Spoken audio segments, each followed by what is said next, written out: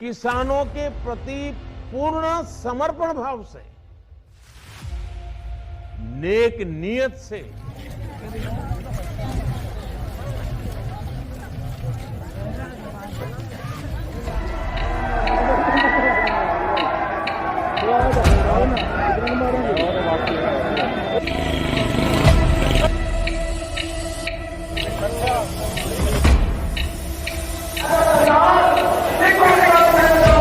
नमस्कार आप सबको। आज हम लोग बात करेंगे फार्मर प्रोटेस्ट के बारे में। फार्मर प्रोटेस्ट क्यों कर रहे हैं, उनकी की डिमांड्स क्या हैं, क्या उनकी डिमांड्स सही हैं, क्या गवर्नमेंट को उनकी डिमांड्स माननी चाहिए, एमएसपी क्या होती है। एक सरल भाषा में हम लोग सबसे कॉन्ट्रडिक्टरी टॉपिक को एमएसपी को समझेंगे, एमएसपी होता क्या है।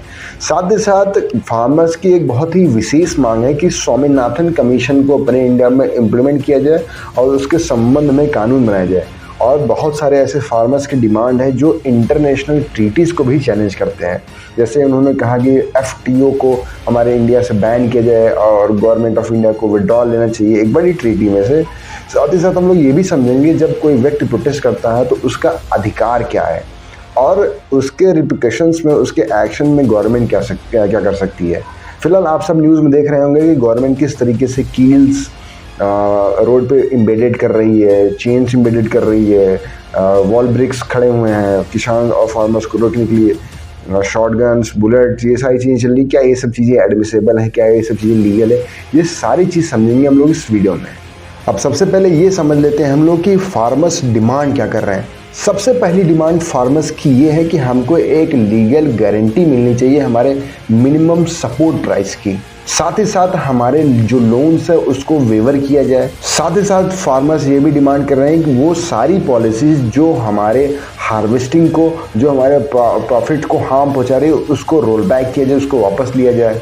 स्वामीनाथन के जो रिकमेंडेशंस थे एमएसपी के संबंध में उसको भी अपने पूरे इंडिया में इम्प्लीमेंट किया जाए और उससे संबंध में एक कानून बनाया जाए। हर किसान और लेबर को एक कैटेगरी में बांटकर उनको पेंशन दिया जाए। इलेक्ट्रिसिटी बिल पर कोई टैरिफ ना बढ़ाया जाए। अब 2021 से 22 में जो प्रोटेस्ट हुआ था दिल्ली में, जो 3 कानून थे उनके खिलाफ, उस समय बहुत सारे फार्मर्स के खिलाफ लीगल केसेस हुए थे। तो उसके संबंध में हमारे फार्मर्स का ये भी डिमांड था कि सारे लीगल केसेस को विड्रॉ कराया जाए। साथ ही साथ एक बहुत बड़ा मेजर डिमांड किया है फार्मर्स ने कि 2021 में लखीमपुर खीरी में एक फार्मर की हत्या की गई थी, एक फार्मर के ऊपर गाड़ी चढ़ा दी गई थी। उसके संबंध में भी उनको एक जस्टिस प्रोवाइड किया जाए। जो विक्टिम पार्टी है उसको रिम्बर्समेंट दिया जाए, उसको कंपनसेशन दिया जाए। साथ ही साथ जो उसमें अक्यूज्ड है उसको इनकार्सरेट जेल में भेजा जाए। पूरे राष्ट्रीय स्तर पे लैंड एक्विजिशन एक्ट 2013 को इम्प्लीमेंट किया जाए। हर किसी किसान को फिक्स डेली वेजेस दिया जाए अंडर मनरेगा के अंदर। मतलब इसका साधारण सा ये है कि मनरेगा स्कीम के अंदर हर फार्मर्स को 700 रुपये प्रतिदिन मिलना चाहिए और 200 दिन की एम्प्लॉयमेंट की गारंटी देनी चाहिए कि हर व्यक्ति जो फार्मर्स है, जो किसी भी गवर्नमेंट के संबंध में या फिर अपने ही संबंध में कोई काम कर रहा है तो उसको मनरेगा के अंतर्गत उसको 700 रुपये प्रतिदिन मिलना चाहिए। तो मोटा मोटा हम लोग समझ चुके हैं कि फार्मर्स की क्या की डिमांड्स थे। अब एमएसपी और स्वामीनाथन कमीशन को समझने से पहले हम लोगों को ग्रीन रेवोल्यूशन समझना पड़ेगा। अगर हम ग्रीन रेवोल्यूशन को राष्ट्रीय और विदेशी स्तरों पे बात करें तो सबसे पहले ग्रीन रेवोल्यूशन को लाने वाले या फिर हम कहें ग्रीन रेवोल्यूशन के फादर थे नॉर्मन बोरलॉग। नॉर्मन बोरलॉग ने 1960 में ग्रीन रेवोल्यूशन को स्टार्ट किया था और वो subsequently father of green revolution भी कहलाए गए। साथ ही साथ उनको हाई यील्डिंग वैरायटीज के संबंध में उनको नोबेल पीस प्राइज भी दिया गया क्योंकि उन्होंने ग्रीन रेवोल्यूशन लाया जिसमें बहुत सारी हाई यील्डिंग वैरायटीज के वीड्स आने लगे, हाई यील्डिंग वैरायटीज के सीड्स आने लगे, जिसकी वजह से वर्ल्ड वाइड में हर जगह फूड की डिफिशियंसी जो चल रही थी वो ख़त्म हुई और बहुत ड्रास्टिक चेंज हुआ एग्रीकल्चर में इस ग्रीन रेवोल्यूशन के द्वारा। अब उनको नोबेल पीस प्राइज दिया गया था 1970। अगर हम लोग बात करें ग्रीन रेवोल्यूशन की इंडिया में तो इंडिया के फादर ग्रीन रेवोल्यूशन के एमएस स्वामीनाथन है। मतलब कि इंडिया में भी ग्रीन रेवोल्यूशन को ऑप्ट करने वाले, पहली बार ऑप्ट करने वाले और पहली बार गवर्नमेंट सामने प्रपोज करने वाले और उसके संबंध में काम करने वाले मिस्टर MS स्वामीनाथन जी थे, जिन्होंने ग्रीन रेवोल्यूशन को प्रमोट किया था अपने इंडिया में, और अपने इंडिया के ग्रीन रेवोल्यूशन के वो फादर भी कहलाने लगे। अब लमसम 20th सेंचुरी में जब ग्रीन रेवोल्यूशन हमारे इंडिया में आया तो इसकी वजह से हमारे एग्रीकल्चर में प्रोडक्शंस में बहुत ड्रास्टिक इंक्रीजमेंट हुए थे। जैसे कि हमारे वीट और राइस के प्रोडक्शंस में बहुत ड्रास्टिक चेंज हुआ था। साथ ही साथ इतनी बड़ी चेंजेस हुई, इसका सबसे मेन रीज़न ये था कि एक हाई यील्डिंग वैरायटी थी। हाई यील्डिंग वैरायटी का एक साधारण सा मतलब समझिए कि एक ऐसी सीड्स जो काफ़ी हाइब्रिड नेचर का है और बहुत सारी जगह पे, बहुत सारे सॉइल्स में बहुत आसानी तरीके से वो उग जा रहा है। साथ ही साथ अगर हम लोग वीट की बात करें तो वीट के संबंध में बहुत सारी वैरायटीज़ आने लगी। अगर हम लोग राइस की बात करने लगे तो राइस की भी बहुत सारी वैरायटीज़ आने लगी। ये प्रोक्योरमेंट हुआ और प्रोक्योरमेंट पर अपने इंडिया में उसका एग्रीकल्चर किया गया और फिर उसकी ग्रोथ ऑटोमेटिकली इंक्रीज हो गई। तो ग्रीन रेवोल्यूशन का सबसे इनिशियल इफेक्ट हमारे इंडिया पर यह था कि हमारे इंडिया की प्रोडक्टिविटी, प्रोडक्शंस वीट और राइस की बहुत ज़्यादा बढ़ गई थी। अब जो ग्रीन रेवोल्यूशन का पीरियड था वो 1967 से लेकर 1968 तक चला, फिर 1977 से लेकर 1978 तक चला। अब मैं आपको बता दूं, जब ये पीरियड चल रहा था उस दौरान में हमारे इंडिया को वर्ल्ड में सबसे डिफिशिएंट फूड कंट्री माना जाता था, मतलब हमारे इंडिया को भुखमरी वाली कंट्री मानी जाती थी। बट जब मिस्टर MS स्वामीनाथन ने ग्रीन रेवोल्यूशन को ऑप्ट किया और वैरायटीज़ ऑफ द सीड्स हमारे इंडिया में लॉन्च की, और जिसकी वजह से हमारे इंडिया में हर किसी के पास अनाज उगाने की क्षमता हो गई, हर किसी के पास नंबर ऑफ सीड्स हो गए, वैरायटीज़ इतनी हो गई, किसी भी सॉइल में वो उग सकता था और किसी भी सॉइल में बहुत अच्छे से पक सकता था। तो उसकी वजह से हमारे इंडिया में वीट्स की, राइस की और बहुत सारे संबंध के एग्रीकल्चर प्रोडक्ट्स में वैरायटीज़ बढ़ गई और उसी वजह से प्रोडक्शन बढ़ गया। तो हमारा इंडिया वर्ल्ड में सबसे फर्स्ट कंट्री बन गया जो एग्रीकल्चर और प्रोडक्शन में सबसे हाई रहा, और ये पॉसिबल हो पाया केवल ग्रीन रेवोल्यूशन के द्वारा। अब ऑब्जेक्टिव समझते हुए ग्रीन रेवोल्यूशन को हम लोग कंक्लूड करेंगे। बेसिकली ग्रीन रेवोल्यूशन का ऑब्जेक्टिव कुछ इस प्रकार था कि एक शॉर्ट टर्म, अगर हम लोग पहली हेडिंग ले शॉर्ट टर्म की, तो शॉर्ट टर्म मतलब हमारा जो सबसे पहला 5 ईयर प्लान था, उस टाइम हमारे इंडिया में हंगर की बहुत बड़ी इशू चल रही थी, हंगर क्राइसिस चल रहा था हमारे इंडिया में। तो उसको डिफिशिएंट करने के लिए हमारे इंडिया में ग्रीन रेवोल्यूशन ला गया। साथ ही साथ जो हमने आपको बताया कि हाई यील्डिंग वैरायटीज़ को इन्वेंशन करने वाला का सबसे बड़ा संसाधन बना ग्रीन रेवोल्यूशन। तो हाई यील्डिंग वैरायटी जब आई हमारे इंडिया में तो प्रोडक्टिविटी ज़्यादा बढ़ गई, इसको भी प्रमोट किया कि वैरायटीज़ ऑफ सीड्स। साथ ही साथ ग्रीन रेवोल्यूशन एक ऐसा रेवोल्यूशन था जो एग्रीकल्चर को मॉडर्न मशीनरी के द्वारा डेवलप्ड किया गया था। मॉडर्न मशीनरी का मतलब बेसिकली ये है कि हमारे पास जब 5 ईयर प्लान, जब वो दशक था जिसमें 5 ईयर प्लान चल रहा था, तब हमारे पास ट्रैक्टर नहीं था, हमारे पास रोटावेटर नहीं था, हमारे पास एग्रीकल्चर और हार्वेस्टिंग के कोई संसाधन नहीं थे। बट ग्रीन रेवोल्यूशन ने हम सबको ऐसी सोच दी कि हम लोग मॉडर्न टेक्नोलॉजीज के थ्रू ही बहुत अच्छी फसल उगा सकते हैं, बहुत अच्छी प्लांटेशन कर सकते हैं, और उसकी एक्सपेक्टेशंस और उसकी फूड डिलीवरेंस की पावर वो हमारे पिछले तौर तरीके से बहुत अच्छा हो सकता है अगर हम मॉडर्नाइजेशन को ऑप्ट करेंगे। साथ ही साथ ग्रीन रेवोल्यूशन का ऑब्जेक्टिव ये भी था कि जो भी हाई यील्डिंग वैरायटीज़ के सीड्स आएंगे वो काफ़ी मजबूत और काफ़ी अच्छे प्लांट होंगे। अगर मैं एक नॉर्मल प्लांट की बात करूं तो वो कीड़े मकोड़े और गुड बैड सॉइल की वजह से ख़राब हो सकते थे। बट अगर हम हाई यील्डिंग वैरायटीज़ के सीड्स की बात करें तो वो जड़ से ही मजबूत होते हैं, उनके तने मजबूत होते हैं, उनके पत्तियाँ अच्छी होती हैं, उनके फ्रूट्स भी अच्छे होते हैं। तो उद्देश्य ग्रीन रेवोल्यूशन का कुछ इसी प्रकार से था। अब फार्मर्स की डिमांड्स में इम्प्लीमेंटेशन ऑफ स्वामीनाथन कमीशन, मतलब कि स्वामीनाथन के जो कमीशन और सजेशंस थे उसको हमारे इंडिया में इम्प्लीमेंट किया जाए। तो स्वामीनाथ के जो कमीशंस थे, स्वामीनाथ मतलब मैं उसी स्वामीनाथ जी की बात कर रहा हूँ जिन्होंने ग्रीन रेवोल्यूशन लाया, जिन्होंने इंडिया को मोस्ट हंगर क्राइसिस से निकाल के और वन ऑफ द एक ऐसी कंट्री बनाई जिसने इंडिया और पूरे वर्ल्ड वाइड में सबसे बड़ा एग्रीकल्चर प्रोड्यूसर बना। उन्हीं की रिकमेंडेशन कुछ MSP के संबंध में भी थी, कुछ लैंड रिफॉर्म के संबंध में थी। हाल ही में agriculture research institute of India में उनकी डॉटर इकोनॉमिस्ट मधुरमा स्वामीनाथन ने ये कहा कि हाउएवर हम अपने पिताजी श्री MS स्वामीनाथन के डेथ एनिवर्सरी और उनके भारत रत्न दिवस के इस अवसर को सेलिब्रेट जरूर कर रहे हैं, बट जो उन्होंने रिकमेंडेशंस, जो उन्होंने सजेशंस दिए थे MSP के संबंध में, एग्रीकल्चर रिफॉर्म्स के संबंध में, गवर्नमेंट ऑफ इंडिया ने बखूबी उसको इग्नोर किया। बट आपको उनको सेलिब्रेट करना है, उनके मरणासर में उनको भारत रत्न के दिवस पे उनको स्मरण करने का पूरा अवसर दे रहे हैं।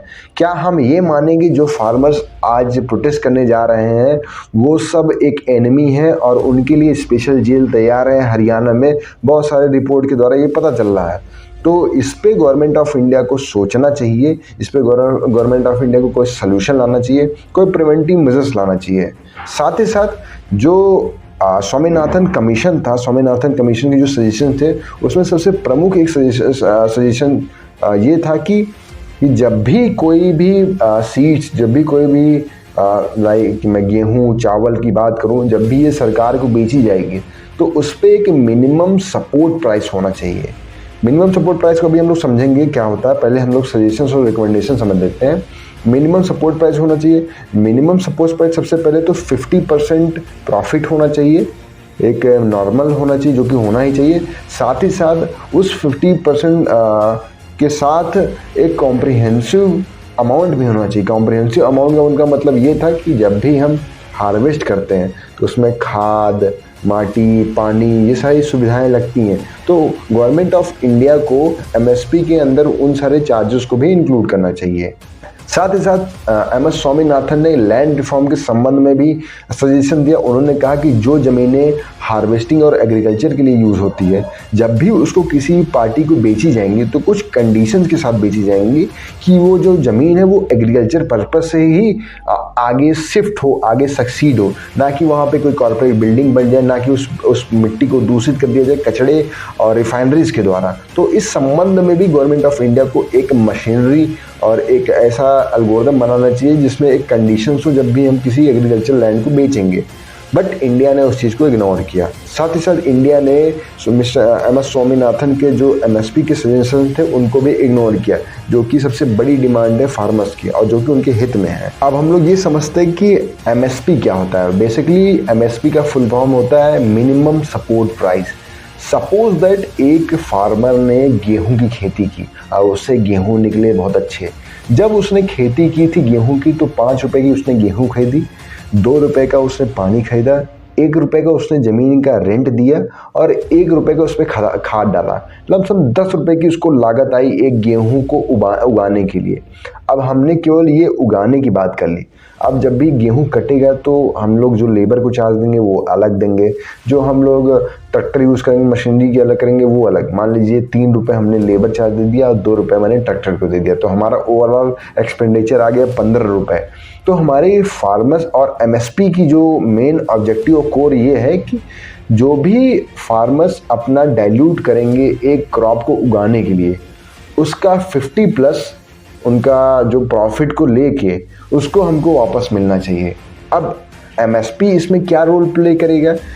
हम ये चाहते हैं एज अ फार्मर कि जब भी हमारा वीट, हमारा राइस बेचा जाए तो उसका एक फिक्स रेट कर दिया जाए। मान लीजिए अगर हमारी 15 रुपए की लागत आई है तो आप ऐसा कीजिए, आप हमको 26 रुपये का या फिर 27 रुपये का इसको फिक्स कर दीजिए। चाहे 25 तारीख को वो जो हमारे गेहूं की कीमत 20 रुपये हो, चाहे वो 27 तारीख को गेहूं की कीमत हमारे 18 रुपये हो, वो बिकेगी ही 26 रुपये की। क्योंकि अगर आप 26 रुपये का उसको नहीं बेचेंगे तो हम लॉस सफ़र करेंगे। मान लीजिए हमने गेहूं उगाया 15 रुपये का और वो बिकता है 10 रुपये में, तो जाहिर सी बात है ये हमारा लॉस है।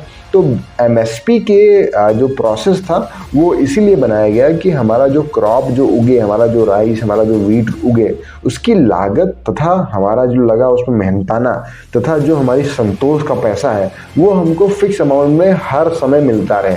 चाहे इंडिया किसी क्राइसिस में हो, चाहे इंडिया में कोई भी प्राइस से संबंध में भूचाल आ जाए, हमारा जो डाइल्यूटेड कॉस्ट है वो हमारे पास वापस आना चाहिए। इसी को एमएसपी बोलते हैं। अब ये बढ़िया बात है कि लमसम 22 से 23 ऐसे क्रॉप्स है जो गवर्नमेंट ऑफ इंडिया एमएसपी पे ही परचेज करती है फार्मर्स को सपोर्ट करने के लिए। अब जैसा कि हम लोग जान गए कि एमएस स्वामीनाथन ने ग्रीन रेवोल्यूशन लाया हमारे इंडिया में और बहुत ड्रास्टिक चेंज हुआ है इंडिया की स्टेटस, हंगर क्राइसिस स्टेटस से लेके फर्स्ट एग्रीकल्चर प्रोड्यूसर स्टेटस का ओवरऑल वर्ल्ड में। साथ ही साथ हम लोग ये भी जान गए हैं कि स्वामीनाथन को इस रेवोल्यूशन लाने के लिए भारत रत्न दिया गया है। तो स्वामीनाथन ने एमएसपी के संबंध में एक कमेटी बनाई जो ये डिटरमाइन करेगी कि एमएसपी किस तरीके से दिया जाएगा। उस कमेटी का नाम था commission for agriculture cost price, जो ये डिटरमाइन करेगा कि किस प्रोडक्ट पे कितना एमएसपी होना चाहिए, किस प्रोडक्ट पे कितना एमएसपी नहीं होना चाहिए। क्योंकि ये सेटअप बनाया गया है बहुत बड़े साइंटिस्ट के द्वारा, मिस्टर एमएस स्वामीनाथन के द्वारा, जिनको गवर्नमेंट ऑफ इंडिया ने खुद कहा है कि आप बहुत बड़े साइंटिस्ट हैं और आपको इसलिए हम आपको भारत रत्न देंगे। तो इसी मैकेनिज्म और इसी मशीनरी के द्वारा एमएसपी को मेजर किया जाए। Commission for agriculture cost and price में कुछ लिपियां लिखी हुई हैं कि इसी माध्यम के द्वारा एमएसपी को डिटरमाइन किया जाएगा। उसमें सबसे पहली है कॉस्ट प्रोडक्शन, दूसरा इनपुट प्रोडक्शन, तीसरा मार्केट प्राइस।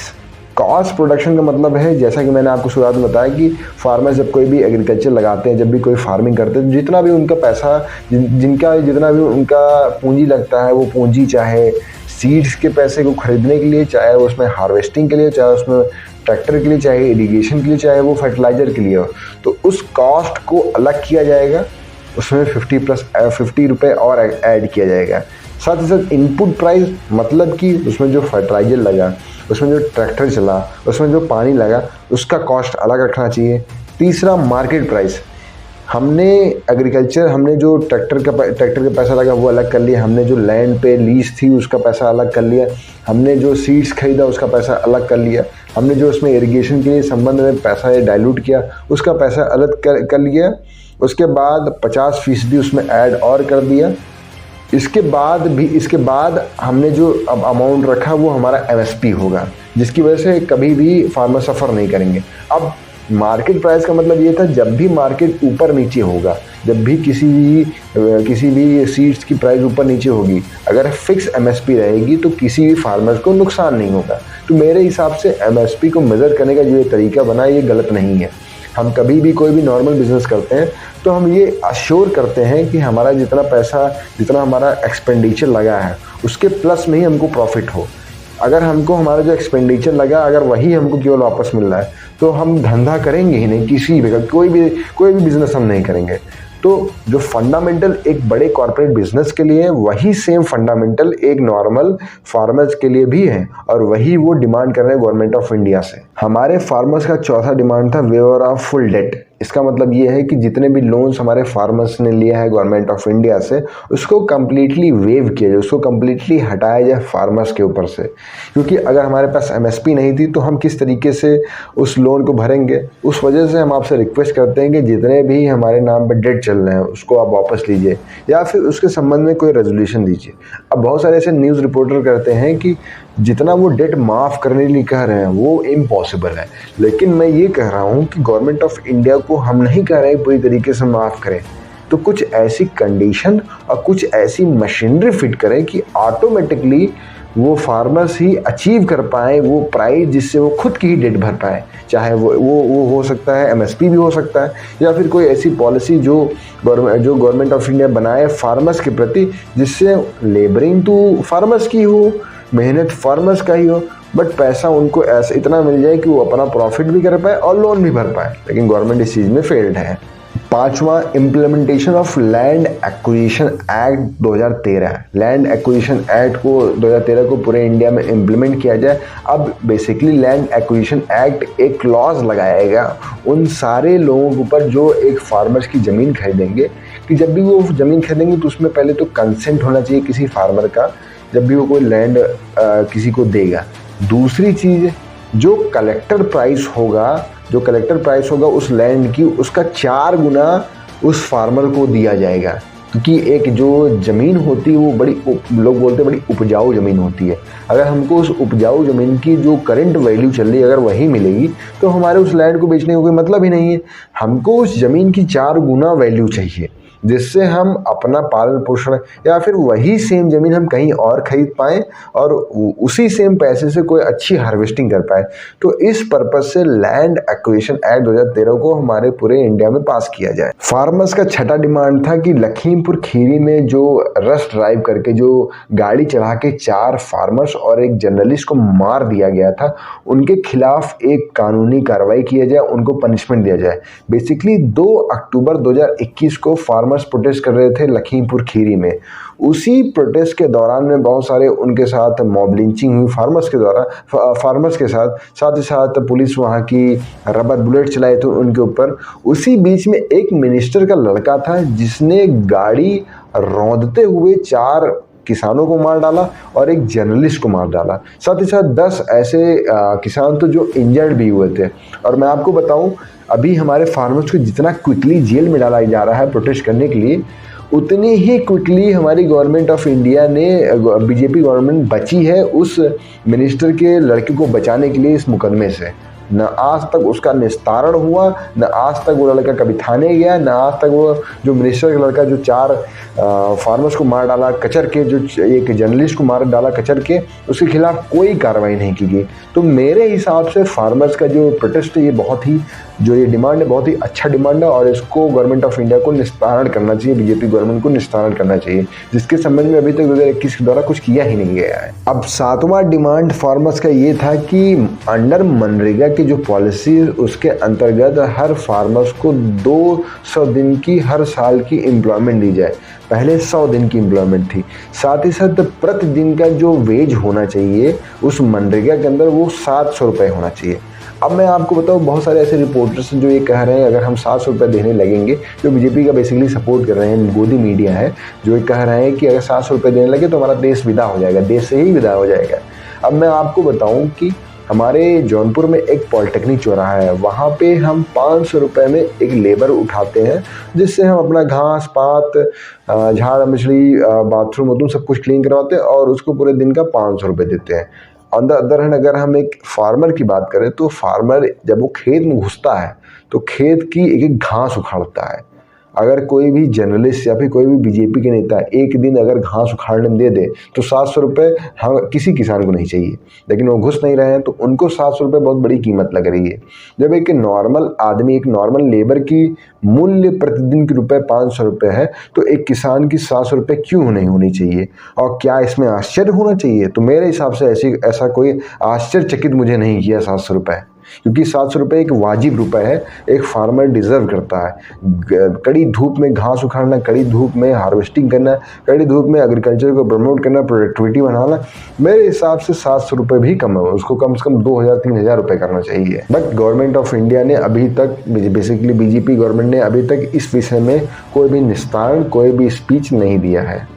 अब ये भी समझ लेते हैं कि गवर्नमेंट ने इसके रिस्पांस में क्या क्या किया। तो सबसे पहला रिस्पांस तो गवर्नमेंट ने, जो अभी करंट सिचुएशन चल रहा है उसमें, तो ये किया कि जितने भी फार्मर्स पंजाब से, हरियाणा से चले थे प्रोटेस्ट करने के लिए दिल्ली की तरफ से, फिलहाल तो उन्होंने बीच रोड में ही उन लोगों को रोक दिया। अब रोकने का तरीका मैं आपको बताता हूँ।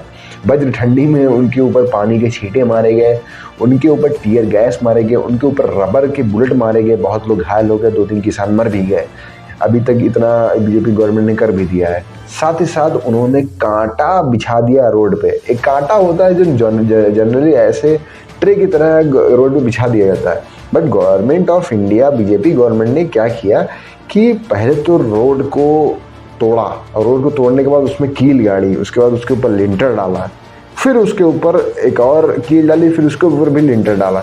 उसके बाद उन्होंने बड़े बड़े लिंटर के बैरिगेटर लगाए, बड़े बड़े लोहे के कांटे रोल वाले लगाए रोड के बीच में। उसके बाद 125 पुलिस लगाए, जिससे किसी भी तरीके से फार्मर्स दिल्ली ना पहुंच पाए।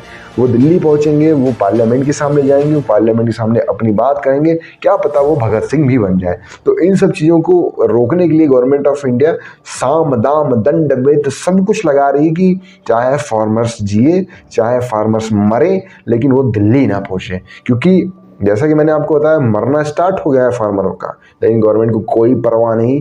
मैं ये नहीं कहूँगा कि पुलिस घायल नहीं हो रही है, पुलिस भी घायल हो रही है, कुछ पुलिस की डिमाइस भी हुई, ये भी बहुत एक गमगीन विषय है।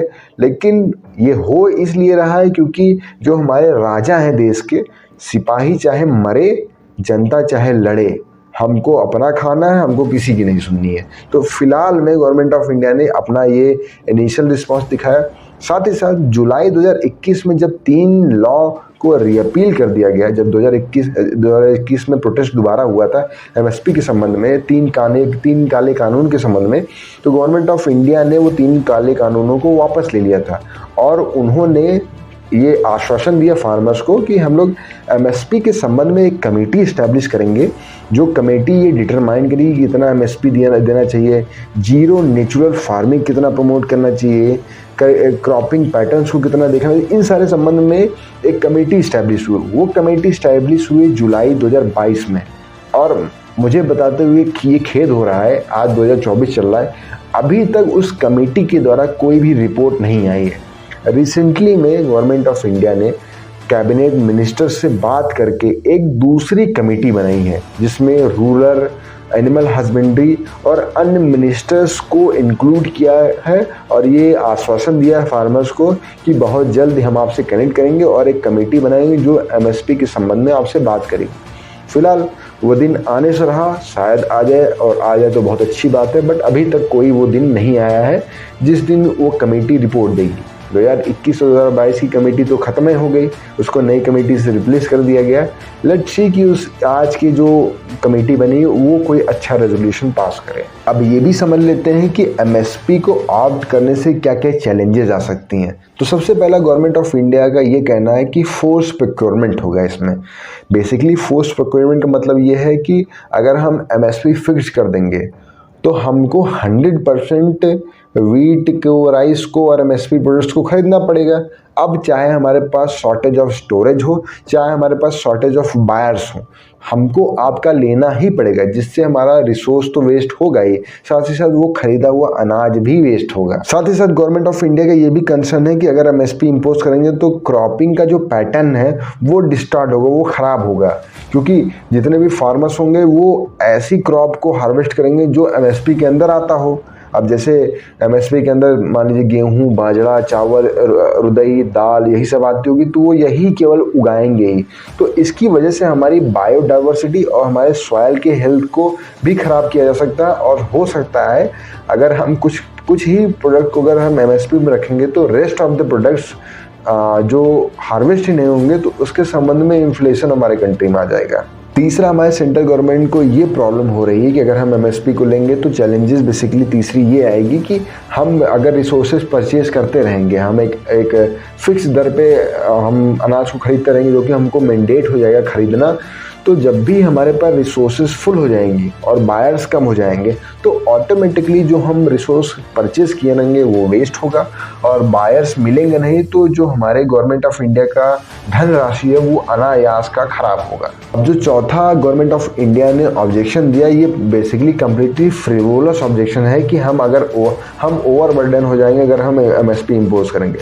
मैं आपको एक बहुत बेसिक फंडामेंटल बताता हूँ। अगर गवर्नमेंट ऑफ इंडिया अगर 5 किलो गेहूँ खरीदता है तो 5 किलो गेहूँ पूरे इंडिया में बेच सकता है। इंडिया में बहुत लोग हैं, इंडिया में 100 करोड़ से ज़्यादा लोग हैं, मान लीजिए 100 करोड़ में बेच नहीं पाते हैं वो, तो उसी इंडियन प्रोडक्ट को वो via entrepreneurs, via small startup company, via small micro MSME के कंपनी के द्वारा वो दूसरे स्टेट में, स्टेट दैट मीन्स कि दूसरे कंट्री में भी उस प्रोडक्ट को बेच सकते हैं। लेकिन गवर्नमेंट ऑफ इंडिया क्यों करेगी? गवर्नमेंट ऑफ इंडिया कामचोर, निठल्ली है, तो वो किसी भी प्रोडक्ट को, किसी भी एमएसपी के प्रोडक्ट को दूसरे स्टेट को नहीं बेचेगी, और वो ऑब्जेक्शन देगी फार्मर्स को कि भैया हम खरीदेंगे तो रखेंगे कहाँ, पहले ही सब एज्यूम कर ले रही है ना, उसके संबंध में कोई फ्रेमवर्क बना रही है कि नहीं, मान लीजिए अगर हम स्टोरेज रखते हैं तो उसको इस तरीके से हम उसको अपने स्टोरेज को खाली कर सकते हैं, इसके संबंध में कुछ गवर्नमेंट ऑफ इंडिया को सोचना ही नहीं है।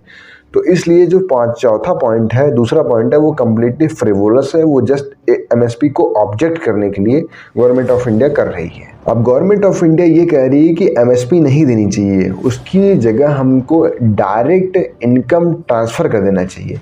मतलब कि पीएम किसान योजना के अंतर्गत हर किसी किसान को 6,000 रुपये दे दो, ख़त्म करो इसको 6,000 रुपये दे के, ये एमएसपी का झमेला ही ख़त्म करो।